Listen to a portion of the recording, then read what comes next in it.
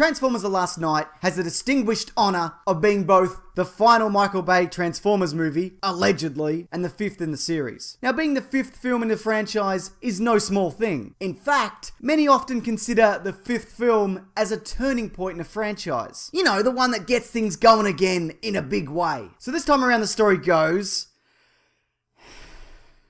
Mark Wahlberg's Cade Yeager is housing illegal Transformers, as well as being on the run from the government, because Transformers aren't cool anymore in the eyes of the law for whatever reason. But then Anthony Hopkins summons him, and he's like, "You want to know, don't you, dude?" Yes, but you want to know, don't you, dude? "You want to know why the Transformers keep coming here?" And he's like... What? No! But then he's like...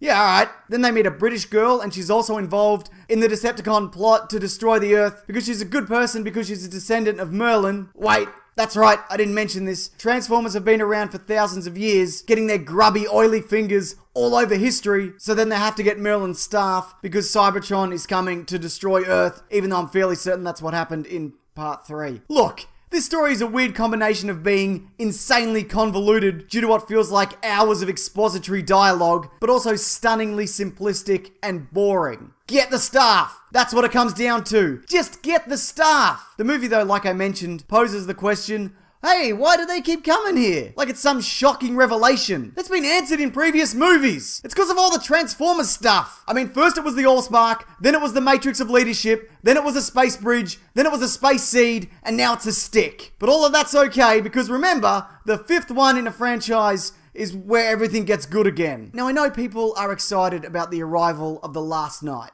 That's very evident.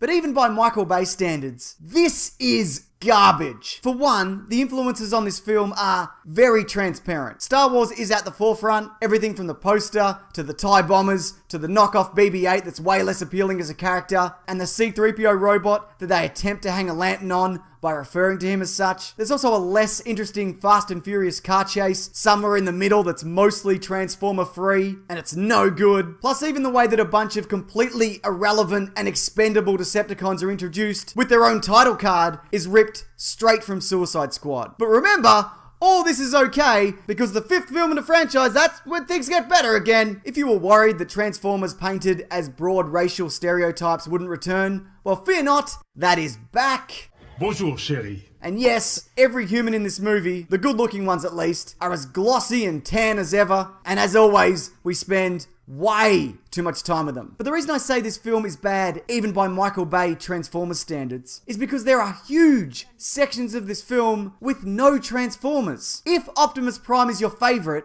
too bad! He's absent for 90% of this film. And if you thought him turning evil was going to be a clever twist on the mythos, well, spoiler alert, it's not. It's brief, and it's shit. Also, the resolution to it breaks Transformers continuity. And I don't mean in the mythology, like all the cartoons and comics and whatnot. I mean in these very films, if anybody cares about that. It also seems like that a lot of people involved in this project are very proud that this movie was mostly shot in IMAX. And you'd be hard-pressed not to notice that. Not because of the scale and scope of the film, but because of the way the aspect ratio shifts from moment to moment. Now, I don't mean scene to scene. I mean as in, you'll be watching some garbage expository dialogue, and when it cuts from character to character, it shifts. I don't know if this is going to be a thing on all screens, but it's very distracting, which might be a blessing in disguise because it does detract from the story itself. Now, I know I haven't been kind to these films in the past, but I also don't begrudge anybody who enjoys them. I see the appeal in what these movies have to offer, but they're not for me. And it might seem like that's colored my opinion going into this. But even if you love the other ones, this movie